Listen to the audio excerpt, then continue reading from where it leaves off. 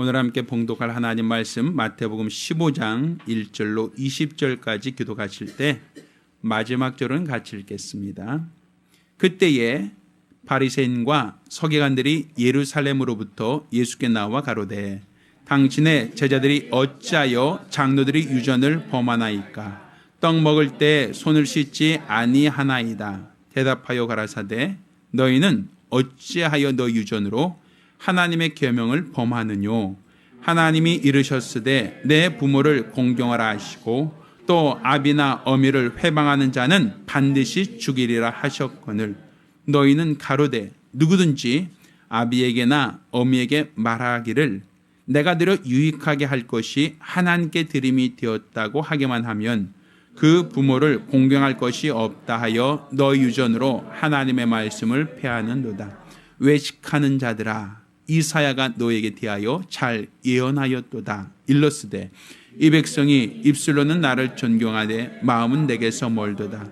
사람의 계명으로 교훈을 삼아 가르치니 나를 헛되이 경배하는도다 하였느니라 하시고 무리를 불러 이르시되 듣고 깨달으라. 입으로 들어가는 것이 사람을 더럽게 하는 것이 아니라 입에서 나오는 그것이 사람을 더럽게 하는 것이니라. 이에 제자들이 나와 가로되 바리새인들이 이 말씀을 듣고 걸림이 된 줄 아시나이까? 예수께서 대답하여 가라사대 심은 것마다 내 천부께서 심으시지 않는 것은 뽑힐 것이니 그냥 두어라. 저희는 소경이 되어 소경을 인도하는 자로다. 만일 소경이 소경을 인도하면 둘이 다 구덩이에 빠지리라 하신대. 베드로가 대답하여 가로되 이 비유를 우리에게 설명하여 주옵소서. 예수께서 가라사대 아직도 너희가 아직까지 깨달음이 없느냐? 입으로 들어가는 모든 것은 배로 들어가서 뒤로 내어 버리는 줄을 알지 못하느냐? 입에서 나오는 것들은 마음에서 나오나니 이것이야말로 사람을 더럽게 하느니라. 마음에서 나오는 것은 악한 생각과 살인과 간음과 음란과 도적질과 거짓 증거와 회방이니 이런 것들이 사람을 더럽게 하는 것이요 씻지 않는 손으로 먹는 것은 사람을 더럽게 하지 못하느니라. 아멘. 할렐루야.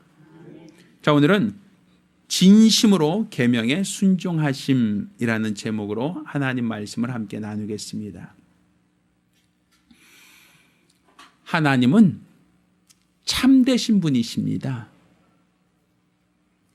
우리가 하나님을 참되시다라고 말하는 것은 세상의 모두가 참되고 세상 모두가 진실되인데 그 중에 하나님도 참되시다, 하나님도 진실되다라고 하는 게 아니라 비록 세상에는 참이 없고 세상에는 위선과 거짓이 많다 할지라도 오직 하나님만큼은 참되시다. 그분에게는 거짓이 없으시다라는 것이 바로 우리의 믿음입니다. 하나님은 자기 자신이 참되시다라는 것을 어떻게 나타나셨는가 하면 그가 약속하신 말씀, 그 약속하신 말씀이 자기에게 손해가 된다 할지라도 반드시 그 약속의 말씀을 지키셨고 반드시 그 약속을 성취하심으로 하나님은 자신의 참되다라는 것을 우리에게 알게 하셨습니다. 예수 그리스도께서 이 땅에 오신 것은 우연히 나타난 어떤 영웅이 아니라 오래전 선자들을 통하여 예언된 대로 약속된 대로 예수님이 오셨고 또 그가 살았던 그분의 공생에도 그냥 즉흥적으로 인생을 사셨던 것이 아니라 오직 하나님의 원대로 하나님의 뜻대로 하나님이 약속하신 대로 그 약속을 지키시며 성취하시는 삶을 사셨다라고 볼 수 있단 말입니다. 그렇게 예수께서 십자가에 달려 죽으실 때도 다 이루었다라는 말로써 자신이 하나님이 약속하신 것, 하나님이 뜻하신 것을 다 이루셨다라고 하는 것으로 하나님의 참되심을 우리에게 보여주셨고 나타내 주셨습니다. 그러니까 우리는 항상 그러죠. 나에게 유익하고 나에게 좋은 일이 있을 때는 그 약속을 지키려고 하지만 나에게 손해가 되고 나에게 부담이 될 때는 약속한 것이 있다 할지라도 사실 우리는 그것을 번복하거나 아니면 그것을 돌이키려고 하는 그런 생각이 우리 안에 있단 말입니다. 그렇지만 예수께서는 그가 하나님의 참되심을 나타내 보이시되 그가 겟세마네 동산에서 기도하신 그 기도 내용은 아버지여 내게 이 잔을 옮겨주옵소서. 그렇지만 내 원대로 마옵시고 아버지 원대로 되기 원합니다. 철저히 하나님이 뜻하신 대로, 하나님이 정하신 대로, 하나님이 약속하신 대로 그 골고다 길을 감당하기 원하셨던 것이 하나님의 마음이었고 하나님의 뜻이었단 말입니다. 그렇기에 그 아들이 모진 고난을 당하시고 채찍에 맞으시고 십자가 달려 죽으시는 그 순간까지도 하나님은 침묵하셨고 또 그의 죽음을 간합하셨단 말이죠. 그것은 하나님이 약속하신 말씀을 반드시 지키려고 하는 하나님의 참되신 성품을 우리에게 보여주시는 겁니다. 이렇게 하나님이 참되신 것처럼 또 예수를 통하여 하나님의 참되심을 우리에게 보여주시고 나타내시는 것처럼 하나님께서는 우리의 믿음도 참되기를 원하신단 말입니다. 하나님은 우리도 하나님 앞에 참된 믿음, 정직한 믿음, 진실된 믿음으로 하나님께 나오기를 원하는 것이 하나님이 우리 각 사람에게 원하시는 바, 찾으시는 믿음이다라고 볼 수 있는 겁니다. 이것은 마치 우리가 계약이라고 할 때 계약이라는 것은 쌍방에서 계약을 하는 겁니다. 그런데 그 계약이 한 사람은 지키고 한 사람이 어겨도 된다라고 한다면 이건 계약이 유지될 수가 없습니다. 반드시 그 계약은 쌍방이 다 그 약속을 지켜야 때 계약이 성립되는 것이지 둘 중에 하나라도 그 계약을 어겨버린다면 둘의 관계는 틀어질 수밖에 없죠. 어저께 신예성 형제와 정솔 자매가 결혼하는 그 결혼을 보니까 저는 이제 목사다 보니까 결혼 주례도 해보고 또 여러 가지 이제 관심 있게 저는 보는 것이 있어요. 결혼 서약을 어떻게 하는가 봤더니 둘이서 이제 마이크 잡고 어떤 용지에 적혀 있는 것을 서로가 낭독하는 걸 봤습니다. 나는 당신을 사랑하겠습니다. 난 당신에게 뭐 하겠습니다. 음식 투정하지 않겠습니다. 주는 대로 잘 먹겠습니다. 뭐 이런 얘기를 하면서 서로 읽고 서로 화답하듯이 하는 것을 봤단 말입니다. 근데 사실 저는 그 이제 들으면서 한편으로 생각할 때 저렇게만 하면 부부 싸울 일이 없다. 저렇게만 산다면 뭐 행복하지 않을 가정이 어디 있겠는가. 근데 사람들 앞에서는 낭독도 하고 사람들 앞에서는 그것을 선포하지만 과연 살면서 그대로 기록한 대로 자기들이 약속한 대로 한 사람도 어기지 않고 그대로 살 수 있겠는가라는 거예요. 사실 살다 보면 우리가 생각하는 것처럼 이상적이지 않거든요. 현실적이거든요. 우리가 사소한 것 때문에 서로가 언성을 높이고 상대방에게 상처를 주는 일을 얼마나 많이 합니까? 그러니까 이것은 우리가 결혼을 할 때 내가 사랑해야지, 내가 이 사람과 행복하게 살아야지라고 하는 마음과 뜻과 생각이 있다 할지라도 현실적으로 어떤 어려움이 닥치거나 현실적인 어떤 문제가 닥쳐오면 우리는 내 계획을, 내 결심을 번복하는 경우가 얼마나 많으냐는 거예요. 근데 문제는 이것이 하나님과의 관계에서조차 내 믿음이 변질돼 버린다면 어찌 되겠는가라는 것이죠. 하나님은 자신이 참되신 것처럼 우리에게도 참된 믿음, 진실된 믿음을 원하십니다.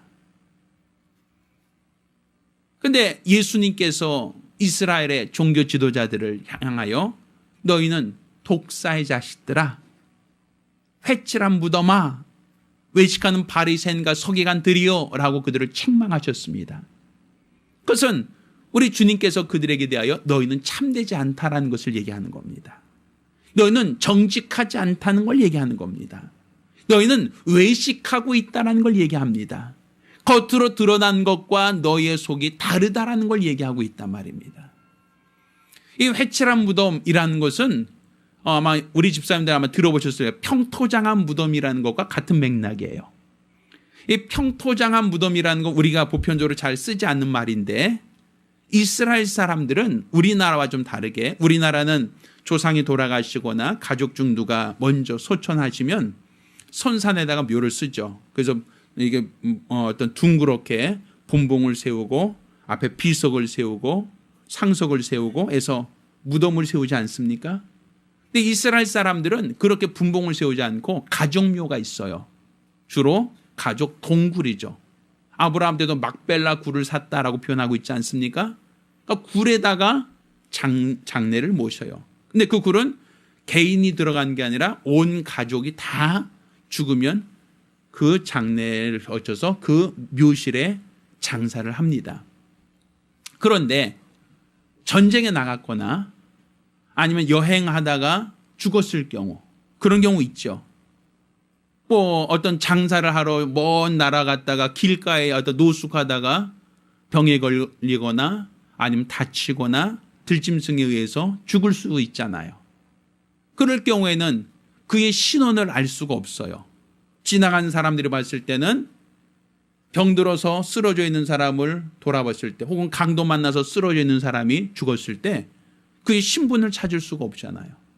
그러니 가족묘로 모실 수가 없단 말이에요. 그 경우는 어떻게 하겠어요? 그 사람이 누워있는 자리에다가 돌을 던져서 돌을 이렇게 돌무더기를 쌓아놓는 겁니다. 그게 무덤이에요. 뭐 어떻게 할 수가 없죠. 지나간 사람들이 이렇게 뼈가 보이는 채로 이렇게 보이는 것 자체가 굉장히 그들이 부담스러우니까 어떤 객사하는 사람들, 이런 사람들에게 돌을 그 사람 주변에다 이렇게 쌓아놓고 그게 하나의 무덤이 됩니다. 때로는 땅을 조금 파서 그 사람을 눕히고 그 위에다가 흙을 덮고 이렇게 돌을 몇 개 올려놓는 곳으로 무덤을 삼기도 해요. 이걸 평토장한 무덤이라고 하는 거예요. 그러니까 이스라엘 사람들은 굴을 파서 무덤을 써야 되는데 굴을 파지 않고 죽은 그 시체 그대로 흙을 쌓거나 돌을 쌓아서 무덤을 만든 것을 평토장 무덤이라고 표현하는 건데, 문제는 시체가 있을 땐 사람들이 송장이 있다고 피해 가는데, 그런데 돌무더기 쌓여 있으면 사람들이 거의 그 안에 시체가 있다는 걸 알겠어요? 모르겠어요? 모르죠. 그럼 사람들이 길 가다가 돌무더기 쌓여 있으면 그냥 지나가다가 거기 앉았다 갈 수도 있고, 사람들이 돌이 쌓여 있으면 자기가 또 그 돌 쓰려고 또 옮길 수도 있지 않습니까? 그러니까 그것을 방지하기 위해서 거기다가 하얀색 회칠을 하는 거예요. 사람들이 여기 이 안에 뭐가 있다? 송장이 있다. 그러니까 건들지 마 하고서는 돌 위에다가 하얀색 표시해 놓는 겁니다. 그걸 회칠하는 거예요. 이것을 회칠한 무덤이라고 얘기하는 겁니다. 그러니까 정상적인 굴을 판 무덤에는 회를 칠할 필요가 없어요.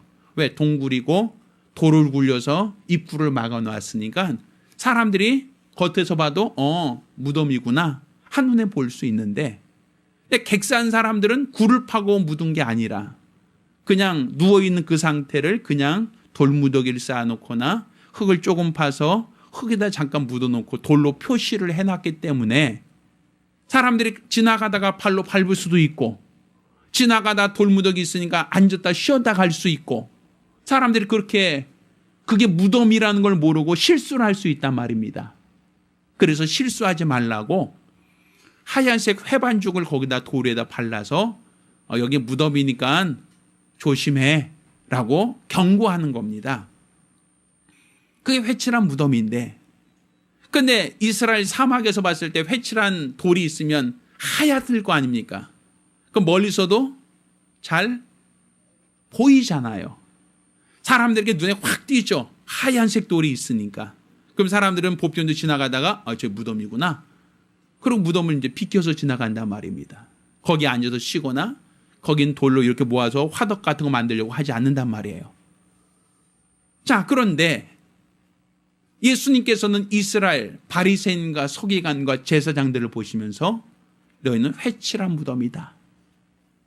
독사의 자식들아. 이렇게 표현하셨거든요. 그 얘기는 뭡니까? 겉은 하얀색 회를 발라서 돌이 반짝반짝하고 시계 잘 보이지만 그 안에 뭐가 들어있다? 송장이 들어있다라는 거 아닙니까? 그것처럼 너희가 사람들에게 보이는 행동은 거룩하게 보이고 사람들에게는 정직하게 보이고 사람들에게는 경건하게 보이지만 너희 속에는 악한 생각, 미움의 생각, 외식하는 생각이 들어있다라는 거 아닙니까? 그걸 보고 너희가 겉과 속이 다르다. 이걸 외식하는 바리새인과 서기관들아 이렇게 표현한 겁니다.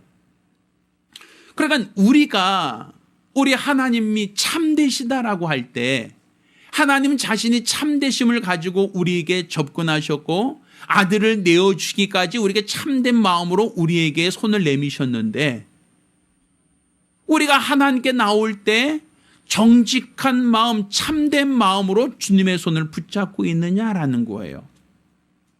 우리가 처음 예수를 믿을 때 눈물 콧물 흘리면서 회개기도 합니다. 내가 죄인이라고 우리는 고백하며 주님을 맞이하고 영접하지 않습니까? 그게 무엇입니까? 내가 내 안에서부터 내가 죄인이라는 것을 고백하며 우리가 하나님 앞에 진실되게 참회할 때 하나님께서 우리의 죄를 용서하시고 우리를 맞아주시는 거 아니에요. 그냥 연기하듯이 마치 배우가 우는 연기하듯이 그냥 눈물을 흘려가면서 우는 표정을 짓지만 속에서는 미안한 생각, 죄송한 생각 하나도 없이 그냥 눈물만 흘리는 연기를 한다고 우리 주님이 그것을 회개로 인정해 주시겠느냐는 거예요. 우리가 찬양을 합니다. 기쁜 노래를 하며 때로는 박수를 치고 때로는 목소리를 높여서 찬양합니다. 그렇지만 내 생각에 내 마음에 하나님께 대한 감사함과 하나님께 대한 기쁨과 하나님께 대한 영광 돌리고자 하는 그 간절한 사모함이 없이 그냥 주변에서 노래하니까 그냥 흥얼거리는 노래로만 우리가 노래한다면 하나님이 그 찬양에 대하여 그 노래에 대하여 하나님이 간합하시겠느냐라는 거예요. 우리가 예배를 드립니다. 예배 드리면서 하나님 앞에 사모하고 갈급한 심령으로 예배를 드리잖아요. 근데 얼마만큼 우리의 마음까지도 쏟고 있느냐는 것이죠. 제가 내 평생에 예배 드렸던 예배 중에서 가장 감격스러웠던 예배가 있어요. 그 예배는 제가 처음에 군대 들어가서 훈련소에서 그것도 훈련소 들어가기 전 입소대대에서 드렸던 예배. 아마 그때 드렸던 예배가 아마 제가 드렸던 예배 중에서 가장 진실된 예배가 아니었나라는 생각이 들어요. 제가 이제 군대 가기 전에 허리를 다쳐서 좀 허리가 좀 좋지 않은 상태에서 저는 훈련소 들어갔는데, 근데 바로 입소대대에 이제 대기하면서 이제 훈련소 들어가기 바로 전까지 군복을 지급받고 사복은 다 포장해서 다 소포로 보내고 이제 머리 빡빡 깎고 이제 군인으로 이제 처음 시작하는 거예요. 이 짝대기 하나도 없이 훈련병으로 시작하는 이제 까마득하죠. 몸은 아프지 군생활 할 거 생각하니까 까마득하지 참 참담하고 이렇게 있는데 방송이 나오더라고요. 종교 환자 나와 이렇게 더라고요.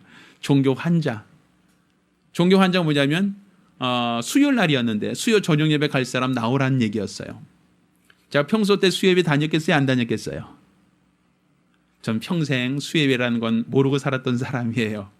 제가 아주 어릴 때부터 교회를 다녔지만 주일날만 예배 드리는 날이지 수요일날은 예배 드린다는 것 자체를 저는 망각하고 살았던 사람인데 군대에서 수요일날 저녁에 종교 활동할 사람, 종교 환자 나와 그래서 저는 나갔어요.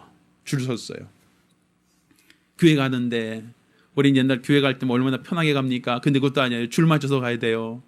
줄 맞춰서 그것도 이렇게 노래하면서 가야 돼요. 팔도 이렇게 들고 가야 돼요. 얼마나 불편한지 몰라요. 그래도 기쁜 마음으로 교회를 갔어요. 교회에서 예배를 드리는데 목사님 설교 귀에 하나도 안 들어와요. 예배 시간 시작해서부터 끝날 때까지 울다가 끝난 것밖에 기억이 안 나요. 펑펑 울다가 끝나고 이제 헌금 시간 됐을 때 우리 부모님께서 PX 가서 맛있는 거 사 먹으러 한 돈 다 털어갖고 감사헌금 봉투로 넣고 하나님께 감사 헌금했던 기억이 나요. 근데 저만 우는 줄 알았는데 옆에 보니까 다 울고 있어요. 귀에 와서 예배드리는 그 신병들이죠. 머리 빡빡 깎고 그냥 푸른 제복 입고 온 그 형제들도 나만 훌쩍거리는 게 아니라 옆에서도 훌쩍훌쩍거리면서 예배를 드려요. 아마 그들은 예배를 드리면서 이제 군생활 시작하는데 하나님 무사하게 군생활 잘 마칠 수 있게 원합니다. 뭐 이런 어떤 마음이었던 것 같아요. 근데 하나님 도와주세요.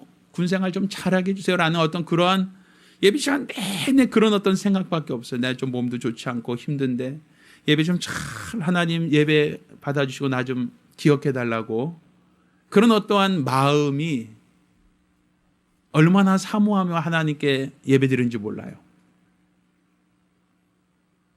근데 사실 우리가 주일날 됐다 예배 오자라고 할 때 그렇게 사모하는 마음으로 주 앞에 나오는가 하면 사실 그렇지 않죠. 아유 오늘 또 주일이네. 시간 왜 이렇게 빨리 가 하면서 우리는 예배 시간을 사모한 것도 간절함도 우리 마음에서는 식어져 버렸단 말이에요.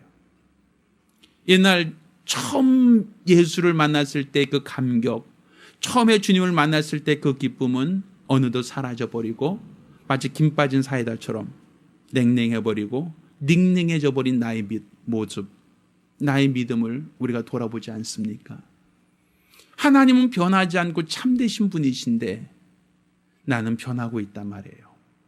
환경에 따라서, 상황에 따라서 내 믿음이, 내 마음이 예전 같지가 않다는 것이죠. 예배 드리는 것도 하나님께 찬양하는 것도 간절하지 않다는 것이에요. 예전에 우리 아버님, 어머님께서 간증하는 간증을 들었었는데 제가 아주 어렸을 때 우리 부모님께서 옛날에 셋집에 살았는데 주인은 믿지 않고 우리 부모님은 이제 처음 교회 다니고 신앙생활 할 때 목사님이 신방 오면 주인집이 되게 싫어했대요. 그래서 목사님 신발을 방 안으로 이렇게 갖고 들어와서 감춰두고 예배를 드렸다라는 얘기를 들었어요. 또 그때 예배를 드릴 때 찬송을 할 때 벙어리 찬송을 불렀다라는 얘기를 들었어요. 벙어리 찬송이 뭐예요? 네, 붕어처럼 입만 뻥긋거리는 찬양이에요. 주인한테 들리면 방 빼 할까 봐. 주인이 믿지 않는 주인이 그 당시는 방음 시설도 잘 되어 있지 않으니까 옆에서 교회 다니고 또 기도하는 거 들으면 싫어할 수 있고 그러면 방 빼세요라고 하면 그 당시는 주인이 방 빼면 빼야 됐잖아요. 그러니까 목사님이 와서 예배 드릴 때도 마치 벙어리처럼 입만 뻥긋거리면서 내 주를 가까이 이렇게 불렀다는 거예요. 그러니까 내가 목소리를 다하지 못하고 마음을 다하지 못해요. 그렇지만 내 마음은 얼마나 하나님을 향하고 얼마나 하나님을 사랑하고 하나님을 얼마나 사모하며 예배를 드렸겠어요. 근데 오늘은 누가 크게 찬양해도 된다, 찬양한다고 누가 소리 지르는 사람도 고소하는 사람도 누가 날 찾아다니면서 예배 드리지 말라고 방해하는 사람도 없어요. 그런데 우리 마음이 예전과 달라졌어요. 크게 찬양할 수 있는데도 불구하고 누구도 제한하지 않는데도 불구하고 내 마음에 내 중심에 하나님을 향한 간절함과 사모함은 점점 식어지고 냉랭해져 버렸단 말입니다. 하나님은 참되신 분이신데 나의 믿음이 나의 신앙은 변하고 있다는 것이죠. 이렇게 변하고 있는 것을 하나님이 기뻐하시겠느냐는 거예요. 요한계시록의 7교회를 향하여 주님께서는 내가 처음 사랑을 잃어버렸다. 내가 어디서 넘어진 줄 깨닫고 돌이키라고 말씀하지 않습니까? 우리 하나님께서는 그분이 참되심을 보여주는 것처럼 우리도 참된 믿음으로 주 앞에 나아가길 원하는 겁니다. 외식하는 거 원하지 않습니다. 겉으로는 화려하고 겉으로는 하나님을 사랑합니다. 하나님께 찬양합니다. 하지만 내 마음속엔 여전히 냉랭해 보여버린 그런 마음으로 예배하고 그런 마음으로 찬양하는 사람의 찬양을 하나님이 간합하시겠느냐라는 거예요. 저희가 투명한 클라스 있잖아요. 유리잔에 포도주스를 따르면 붉게 보입니다. 또 투명한 글라스에다가 우리가 오렌지 주스를 따르면 노랗게 보이기도 합니다. 그건 우리가 겉에 유리잔이 투명하기 때문에 그 안에 있는 내용물이 밖에서도 붉다, 노랗다, 파랗다라고 우린 볼 수 있지 않습니까? 그것처럼 하나님께서는 우리 각 사람들 각각의 심령들을 바라보실 때 하나님은 외모를 보지 아니하시고 각 사람의 중심을 감찰하신다라고 하셨거든요. 그러면 하나님이 우리 각 사람 바라보셨을 때에 내 마음과 내 중심을 바라보셨을 때에 내가 겉으로 드러난 것처럼 내 마음도 주님을 사모하고 있는가? 내가 겉으로 하나님께 예배하는 것만큼 내 마음에도 내 중심에도 하나님을 향한 간절함으로 사모함으로 예배를 드리고 있는가? 내 입술로 노래하며 찬양하면서도 내 마음에도 하나님을 감사함으로 찬양하고 있는가? 내가 믿음으로 봉사하면서도 억지로나 마지못해서 하는 것이 아니라 내 마음의 기쁨으로 내가 봉사하고 있는가? 우리 안에 진실함을 잃어버렸다면 어찌 하나님께서 그것을 기뻐하시겠느냐는 거예요. 하나님은 자신이 참된 것처럼 너희에게도 참된 믿음을 원하시고 참된 신앙을 찾으시거든요. 그렇지만 겉모양만 반듯하고 그 안이 내용이 없다면 하나님은 그것을 쭉정이라고 얘기하고 있어요. 그 알이 다 빠져버렸다는 것이죠. 예전에 도금된 것과 순금을 비교한 적이 있어요. 겉으로 볼 때는 둘 다 노란색 반짝거리는 게 비슷해 보입니다. 그렇지만 도금된 것은 톱으로 잘라보면 그 안에는 플라스틱이 들어있어요. 그 안에는 금이 아니에요. 그렇지만 순금은 아무리 잘라봐도 녹여봐도 겉모양과 속의 내용이 동일합니다. 과연 우리 믿음이 겉과 속이 다르지 않는가? 내 중심이 겉으로 표현되는 것과 안의 생각이 다르지 않느냐는 거예요. 사실 저는 목회를 하면서 가장 많이 기도하고 가장 많이 나 스스로가 나 자신에게 정죄하는 것 중에 하나는 겉과 속이 다르지 않기 원하는 부분이 있어요. 물론 저 역시도 사람인지라 변할 수 있고 또 나 역시 사람인지라 겉으로 드러낸 모습과 내 생각이 다를 수가 있어요. 그렇기 때문에 스스로 나 자신을 성찰하고 돌아보려고 많이 노력을 합니다. 근데 우리가 예수의 참 제자가 되자라고 금년도 슬로건을 정하고 예수의 제자가 되자라고 하는 것은 안과 밖이 다르지 말자는 거예요. 우리 하나님께서 참되셨던 것처럼 우리 믿음도 참돼야 되지 않겠느냐라는 거예요. 비록 우리가 세상에서는 여러 가지 시험과 환난을 당하고 어려움과 괴로움이 있지만 최소한 우리 하나님 앞에서만큼은 정직해야 되지 않겠느냐는 거예요. 우리 주님께서도 외식하는 바리새인과 서기관들아 너희가 회칠한 무덤이다 라고 얘기하셨던 것처럼 너희가 겉모양은 나를 경외하고 나를 찬양하며 나에게 예배를 하고 있지만 너희 마음은 너희 중심은 나에게서 멀어지고 있다라고 하신다면 어찌 그와 같은 자를 하나님께서 저는 내 사랑한 자요 내 기뻐한 자다라고 말할 수 있겠습니까? 저는 어찌 내 마음에 합한 자라고 주님 앞에 칭찬받을 수 있겠습니까? 우리가 하나님 말씀을 받을 때 그 말씀을 얼마나 순전한 마음으로 받고 그 말씀대로 순종하며 살고 있는가?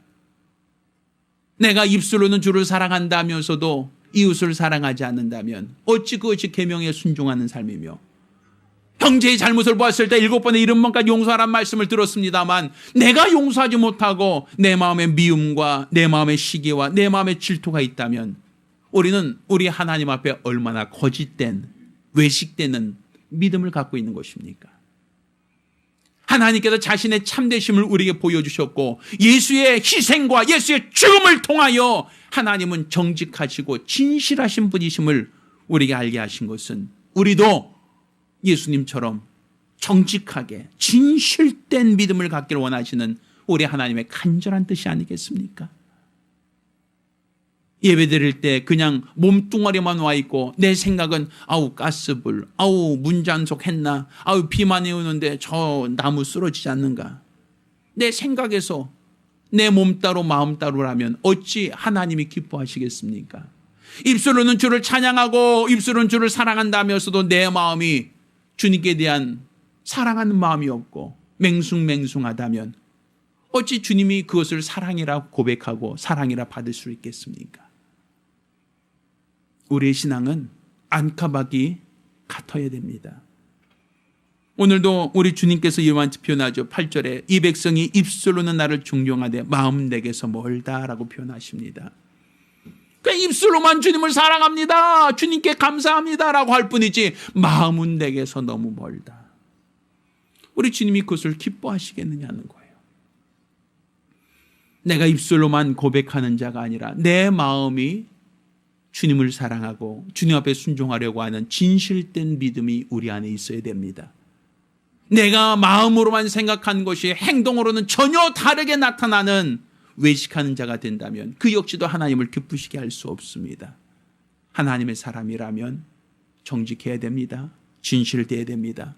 하나님 말씀 앞에 내 생각과 다르고 내 판단과 다르고 내 확신과 다르다 할지라도 하나님 앞에 진실되며 말씀에 순종하는 사람, 바로 그 사람이 우리 하나님이 기뻐한 자요 하나님이 찾으시는 진실된 믿음의 사람이라고 말할 수 있습니다.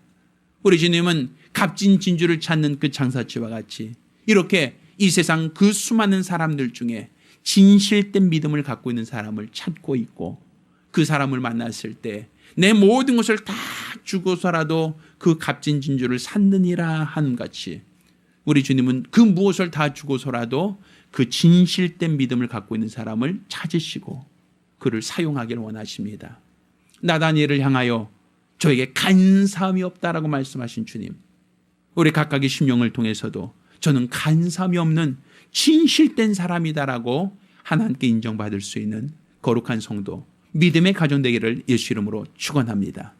우리 같이 기도하실 때에 우리 하나님 앞에 진실된 믿음의 사람 될 수 있게 해달라고, 하나님이 우리에게 참되심을 보여주신 것처럼 우리도 우리의 믿음이 하나님 앞에 진실되며 참된 신앙생활을 할 수 있게 해달라고 간절히 사모하며 한 목소리로 기도합니다.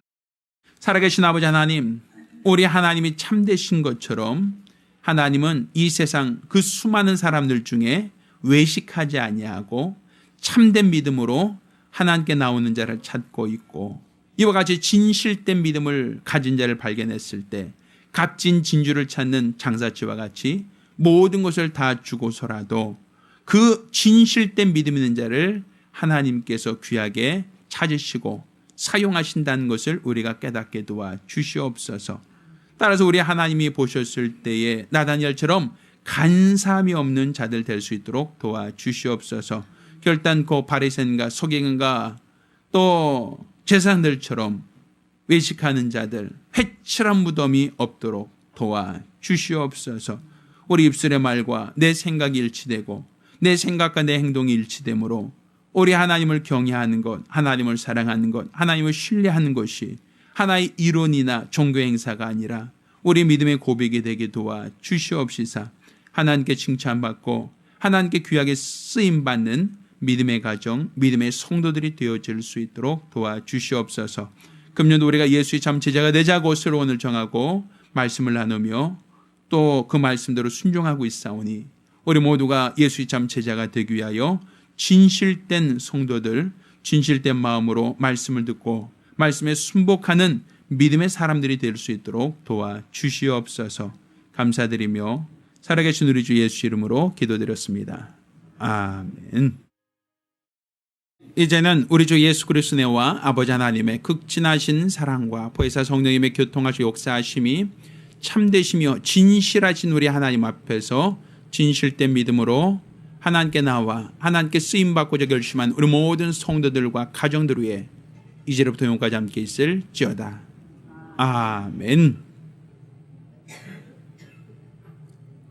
우리 하나님께 영광을 돌리겠습니다.